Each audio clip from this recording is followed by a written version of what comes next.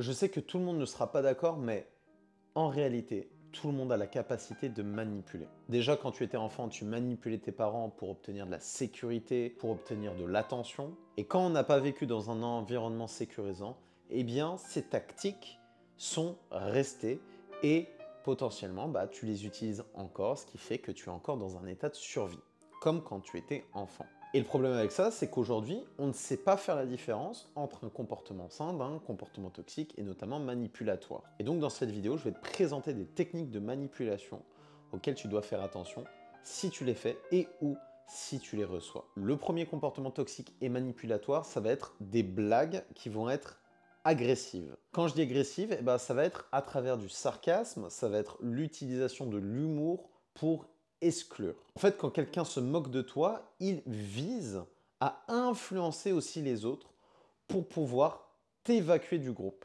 Et ça, c'est parce que cette personne, elle a des insécurités. Et donc, elle traite ça comme un enfant, en excluant, pour obtenir de l'attention. Et du coup, si toi tu réagis à ça, cette personne, elle va dire « Ah, mais ça va, je rigolais ». Non, elle rigolait pas. C'était sincère, mais maquillé par du sarcasme. La deuxième technique de manipulation, ça va être de jouer sur les émotions. Et donc, comment ça va se traduire? Ça va se traduire par beaucoup de colère et passer à un comportement extrêmement froid.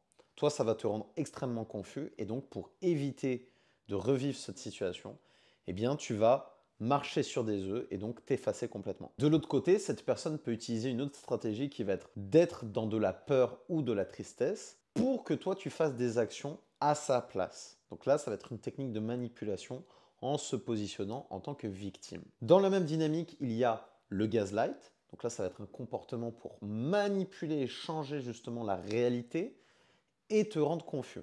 Et comme tu seras confus, tu seras manipulable.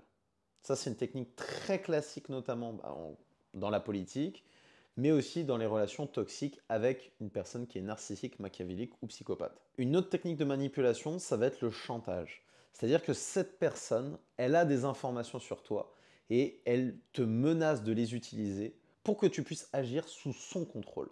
Bref, elle se sert de ta vulnérabilité dans son sens et ton enjeu dans cette situation, ça va être peut-être de révéler ces informations pour retrouver ton pouvoir. Un autre signe qui est très marquant dans les relations toxiques, ça va être les reproches. Là, la personne, elle sait inconsciemment que cette phrase qu'elle va dire va te blesser parce que toi, tu en es déjà consciente. Tu sais très bien que tu n'as pas suffisamment fait et donc va appuyer dessus pour te faire souffrir et donc essayer de créer quelque part une dynamique où toi, tu vas essayer de te racheter en étant dans la position du sauveur. Et ça va se traduire aussi par un autre comportement toxique qui est la violation des limites. En fait, un manipulateur, donc une personne qui se trouve dans la triade noire, psychopathe, narcissique et machiavélique, va tenter de dépasser tes limites et de voir jusqu'où elle peut aller. Et là, ça va être des limites émotionnelles, des limites même physiques, des limites matérielles, bref, n'importe quelle limite, et va les dépasser pour voir quand est-ce que toi tu vas réagir. Ton enjeu, ça va être justement de pouvoir poser tes limites et refuser cette tentative de soumission. Pourquoi c'est important de le faire? Parce que cette personne qui va dépasser tes limites, elle va aussi utiliser du gaslight pour renverser la culpabilité. Et donc elle va essayer de manipuler la réalité en te disant mais non, c'est pas ce qui s'est passé, c'est dans ta tête, etc. Alors que c'est exactement ce qui s'est passé. Une technique qui est très peu connue, ça va être le fait de changer de sujet. Ça intervient souvent dans des sujets qui vont être peut-être importants. Et donc la personne, elle va parler d'autre chose en disant ah oui mais non mais on va parler de ça plus tard. Elle essaye d'éviter sa responsabilité. Et donc toi, quand tu observes ça, tu dois revenir la confronter pour la remettre face à sa responsabilité. Un autre comportement, c'est la coercition.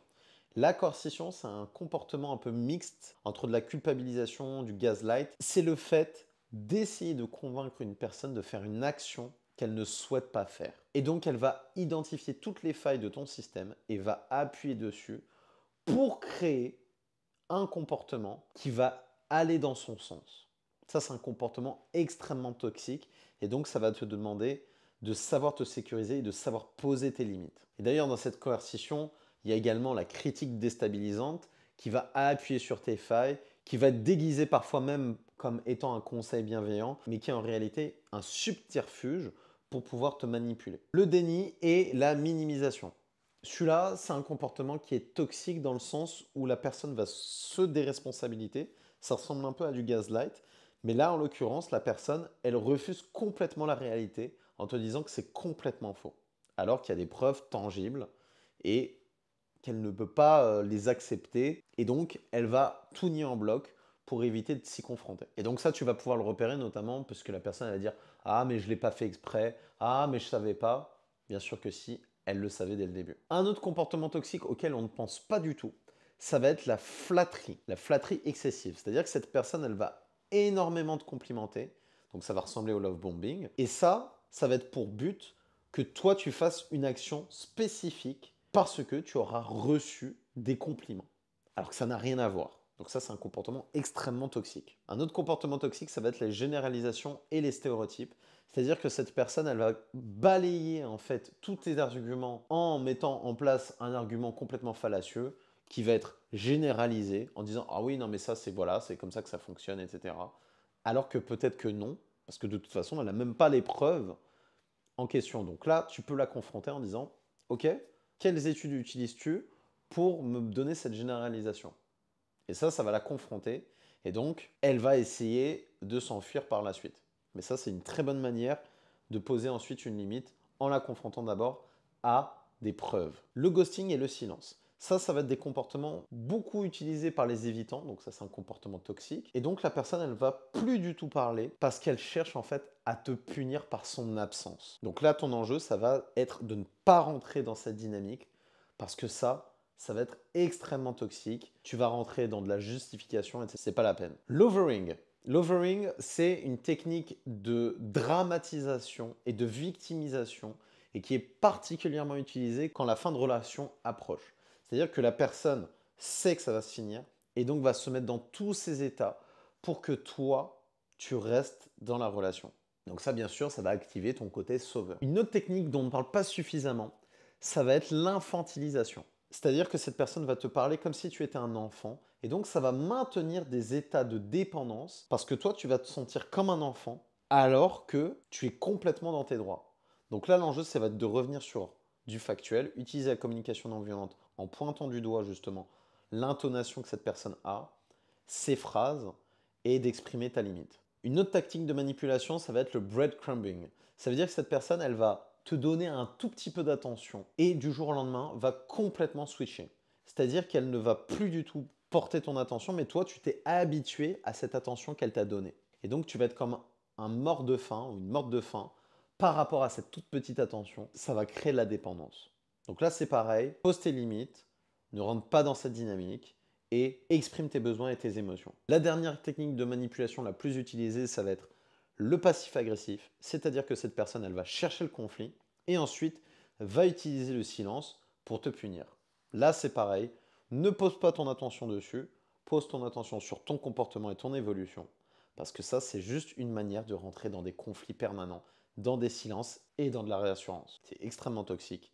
Et ton enjeu, ça va être de te sécuriser. Donc comme tu le vois, il y a énormément de techniques de manipulation. Il y en a encore plein d'autres et j'en ferai une vidéo probablement dessus. Mais ton enjeu principal, c'est de te sécuriser en te confrontant à tes propres blessures émotionnelles et à tes comportements pour pouvoir modifier ton rapport au monde. De cette manière, tu vas pouvoir ne plus engager avec ces relations toxiques parce que le but de ces personnes, ça va être d'essayer de te tirer vers le bas. Et donc à l'inverse, si tu te focalises sur ton toi dans 5 ans, en réalité, tu sauras poser des limites, tu sauras être factuel, tu sauras te sécuriser en revenant à tes besoins et enfin t'ouvrir au monde. Et en te focalisant sur ça, tu sauras éviter et te protéger de ces comportements toxiques.